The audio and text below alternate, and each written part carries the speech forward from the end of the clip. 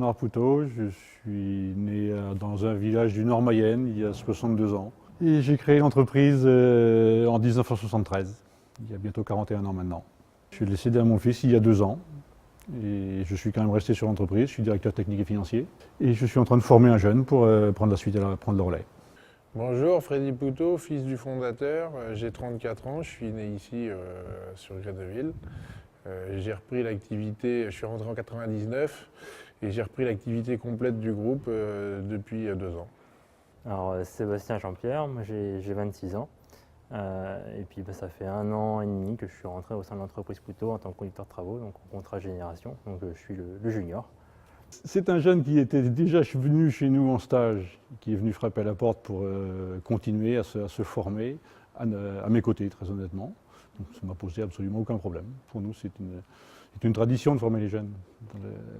Dans le temps, on disait dans nos campagnes, si jeunesse savait, si vieillesse pouvait. Et finalement, on est en train de mettre ça en application quelque part. Alors, on est une entreprise de paysage structurée en 2 entités, une de service à la personne qui fait que de l'entretien chez le particulier et une qui fait principalement du marché public, création, entretien, collectivité, gros volume, gros marché. Donc, dans l'entreprise, je suis conducteur de travaux, donc je m'occupe de la gestion des chantiers, planification des chantiers, gestion des équipes et des travaux. Et puis toute la partie chiffrage, une partie de la partie chiffrage, donc en lien avec Bernard Poutot, donc, qui est mon senior et qui me forme sur la partie chiffrage, réponse aux appels d'offres et recherche de nouveaux marchés. Alors, on a entendu parler du contrat de génération par la presse spécialisée de notre métier paysagiste, dans la presse écrite générale et assez facilement on a pu aller voir sur internet de quoi ça parlait et on a pu trouver les modalités de fonctionnement.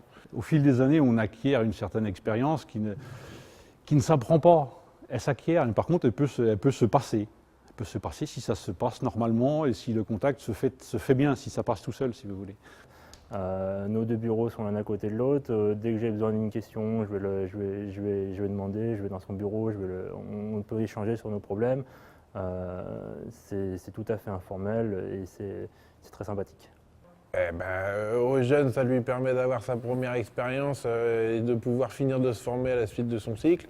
Et aux seniors, ça permet de pouvoir finir sa carrière en finissant de transmettre le maximum de compétences. Même s'il l'a déjà fait avec moi, ça permet de le faire avec le suivant. On ne peut pas se permettre de laisser les jeunes sur le côté et de partir à la retraite comme ça. C'est pas pensable. On ne peut pas demander à un jeune qui débarque dans une entreprise de tout savoir. Sinon, c'est pas possible. L'école ne permet que le début du savoir. Après, il faut le mettre en place. On ne peut pas découvrir une entreprise comme ça en arrivant. C'est pas pensable. Ça demande des mois, voire des années.